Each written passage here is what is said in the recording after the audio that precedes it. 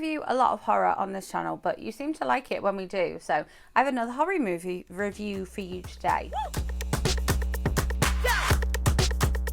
Welcome back, or if you are new here, welcome. My name is Katrina and I make bookish content here on this channel every week, and then movie reviews here at the weekend.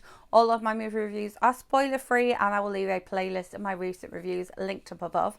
Oh, we're getting some sunshine now. Very nice indeed. Yes, I went to see Dangerous Creatures, Dangerous Animals, probably help in a movie review if I knew the name of the movie. So I saw it as part of a Screen Unseen, which is why I didn't necessarily know what the name of the movie was. Apologies for my voice, we're doing production rehearsal at school at the minute, and so I have been singing an awful lot at a group of 30 children, which requires quite a lot of vocal capacity on top of a regular day of teaching. So yes, it was a horror film, but it was sort of the ultimate horror film that it didn't take itself too seriously. It was a 90-minute film, which, if you've been watching the channel for a while, is always a bit of a preference of mine. Just like I like going to see Six, because it's a shorter musical. Now, this means that you can kind of maybe do it as part of a double bill with something else, but it also means that if you're trying to fit it into a busy schedule, you've got time to do so. So 90-minute horror film, and it definitely didn't take itself too seriously. It's set in Australia, which I think is unusual in the movie industry today. You don't get as many things set in Australia. The 90s seemed to be like the peak for things set in Australia, with things like Neighbours and Home and Away. I think the movies followed suit as well. But I hadn't seen anything set in Australia for a long time. And it's set around shark dives and shark boats. And then we have this main lead actor who has this shark boat that he takes people out on, takes tourists out on, and I think you can probably guess by the fact that it's a horror film, his motives may not always be entirely just taking tourists out for a nice trip.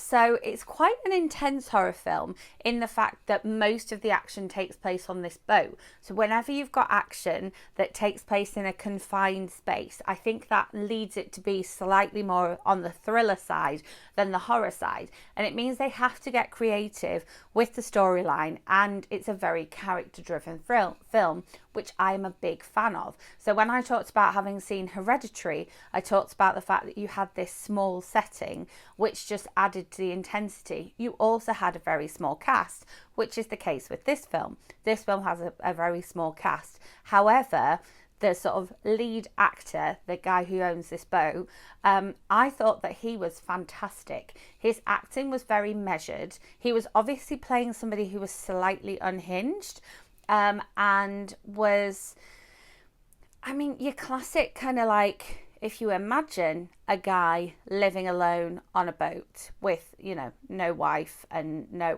partner, no children necessarily, and his job is on the boat and he also lives on the boat, you kind of get the picture. You know, this guy might be a bit of an incel, might be a little bit, He has a collection of VHS tapes, which we see, and a VHS recorder, which we see, and are key plot points in the film, so I'm not going to talk about them extensively. He also likes fishing, and his boat is a fishing boat, so he's got the shark cages, but he has a big like winch thing to use to catch the tuna, as well as to like winch people down in the shark cages to see the sharks. So there's not a lot of your kind of like classic chasing people around, you know, the serial killers stalking you type of thing in this movie, which means there's not a lot of jump scares. There's quite a lot of anticipatory horror of, okay, we're in this situation now, what's going to happen next? We're here alone with this unhinged individual, what's going to happen next? This unhinged individual has got us in a situation, what's going to happen next? And I think that that can often be scarier than you see the killer. They are like chasing someone, or they are walking up behind someone, or they are jumping out at someone. And those jump scares and that kind of like stalker scare is sometimes less scary than when your own mind goes, what's going to happen next? I can see this situation that the director's set up. What's going to happen next? There was a couple of actresses in this film who grated on me slightly just because I think the main guy, the main lead, his acting was so measured and so contained and so exactly what it needed to be when it needed to be, that these girls seem to be like overacting a little bit. But I think out of that context, it probably wouldn't have seemed like they were overacting.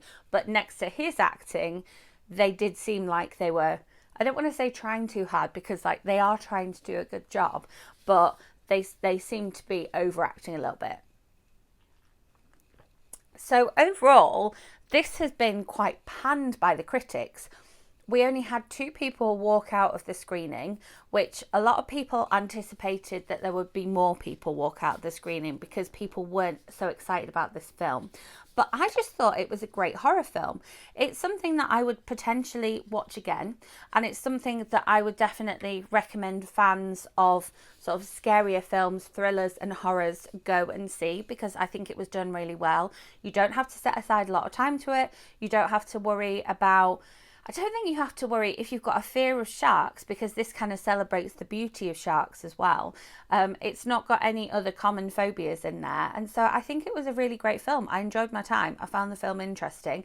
I laughed a little bit. I was scared a little bit. And I just felt like I'd had a really good cinema going money experience. So should you pay your cinema going money to go and see this one? I think if you are a horror fan, there are a couple of horror films out right now, interestingly. I definitely want to go and see The Ballerina.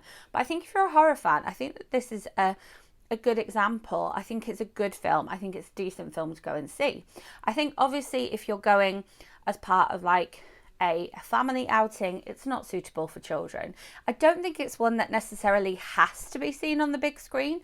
However, there are some really nice shots of like underwater and the sharks, and there's a surf element of it too, which I think is really nicely done on the big screen.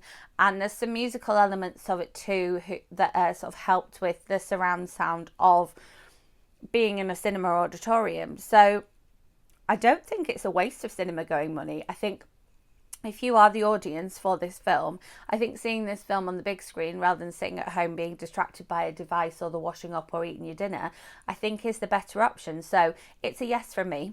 I will be back with another movie review video for you very soon. If there's anything in particular you want me to watch, let me know in comments and I will go and watch this week and bring you a review here next week. If you enjoyed this video, give it a thumbs up. Make sure you're subscribed and hit that notification bell so you don't miss out on bookish content. I'm just about to film another movie review, so I will see you with that one very soon. Thanks for watching.